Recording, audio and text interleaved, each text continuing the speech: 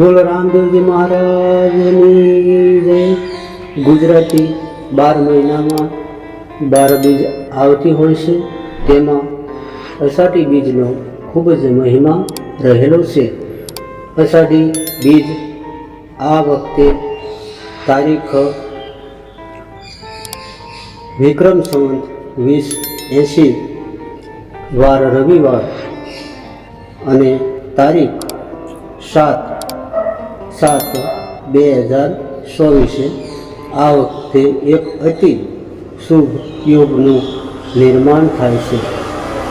રવિવાર અને પુષ્ય નક્ષત્ર એટલે કે એક રવિ પુષ્યામૃત યોગ એક પ્રકારનો શુભ યોગ બને છે।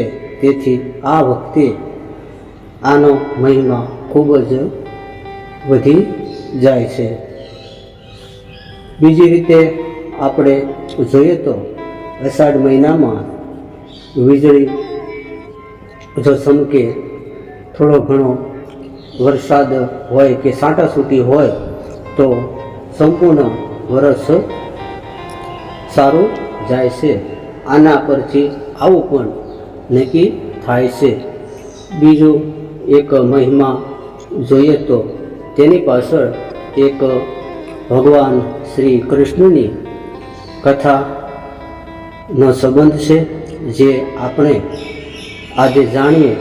કહેવાય છે કે એક વાર ભગવાન કૃષ્ણ તેમના ભાઈ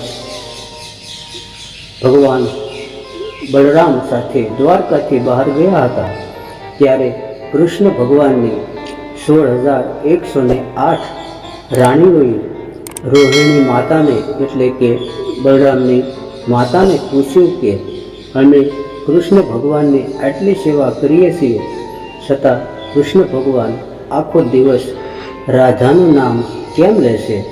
ત્યારે રોહિણી માતા બોલ્યા, જો કૃષ્ણ અને બલરામ રાજમહેલમાં ન પ્રવેશે તો હું કહું।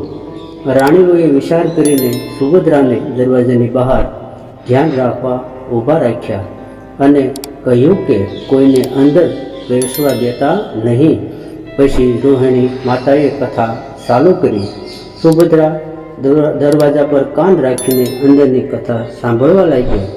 ત્યારે કૃષ્ણ અને બલરામ પાછા આવ્યા તો તેમને જોયું કે સુભદ્રા દરવાજા પર કાન રાખીને ઊભા છે। કૃષ્ણ અને બલરામ રાજમહેલમાં પ્રવેશવા ગયા તો સુભદ્રાને તેમને રોક્યા, તો કૃષ્ણ અને બલરામ સુભદ્રાની જેમ દરવાજા પર કાન રાખીને અંદરની કથા સાંભળવા લાગ્યા। ત્યારે અચાનક ભક્તિના ભાવને અને પ્રભાવને લીધે ત્રણેયના હાથ અને પગ સંકોચવા માંડ્યા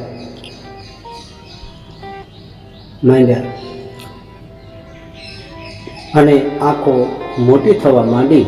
ત્યારે કૃષ્ણ ભગવાનને મળવા નારદ મુનિ દ્વારકા આવ્યા તો તેમને જોયું કે કૃષ્ણ ભગવાનના હાથ અને પગ સંકોચાઈ ગયા હતા અને આંખો મોટી થઈ હતી। નારદ મુનિએ કૃષ્ણ ભગવાનને કહ્યું કે તમારું આ રોગ જગતને બતાવો। તો કૃષ્ણ ભગવાને નારદ મુનિને આ રોગ ત્રેતાયુગમાં જગતને બતાવવાનું વચન આપ્યું।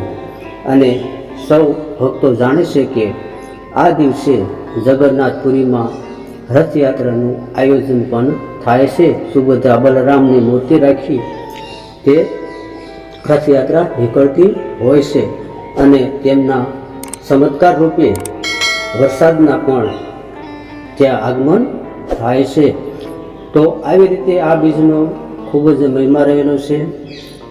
બીજો એક મહિમા આપણે જોઈએ તો આની કથા કચ્છ સાથે છે, કારણ કે અષાઢી બીજના દિવસે પછી લોકો આ નૂતન વર્ષ એટલે કે નવા વર્ષની જેમ જ ઉજવણી કરે છે।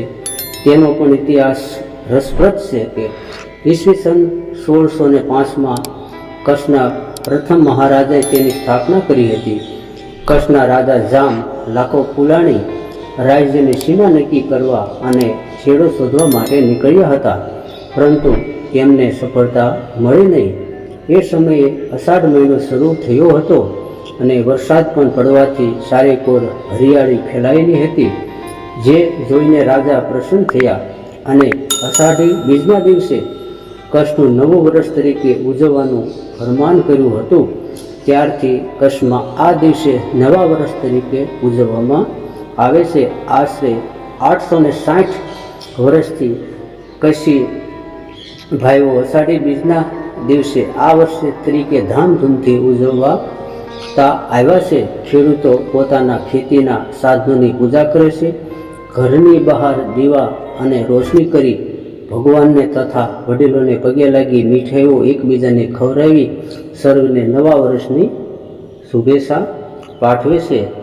તો આ હતો અષાઢી બીજનો એક અનોખો મહિમા. બોલો રામદેવજી મહારાજની જય. સિદ્ધ રામદેવજી મહારાજની જય.